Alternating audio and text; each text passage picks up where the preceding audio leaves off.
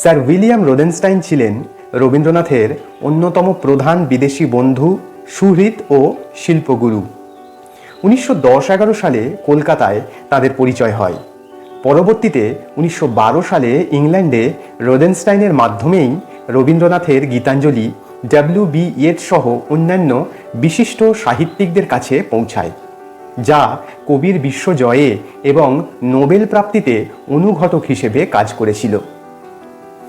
ভারতীয় শিল্পকলার প্রতি তীব্র টানের কারণে রোদেনস্টাইন 1910 সালে ভারতে আসেন।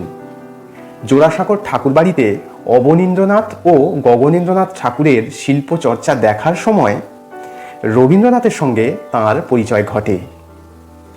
রোদেনস্টাইন সেই সময় রবীন্দ্রনাথের বেশ কয়েকটি বিখ্যাত স্কেচ ও প্রতিকৃতি অঙ্কন করেন। একবার রোদেনস্টাইন রবীন্দ্রনাথের ছবি আঁকার জন্য তাকে সামনে বসিয়েছিলেন। রবীন্দ্রনাথের দিকে তুলি হাতে অনেকক্ষণ তাকিয়ে থেকে বলেছিলেন, আপনাকে আঁকা যায় না।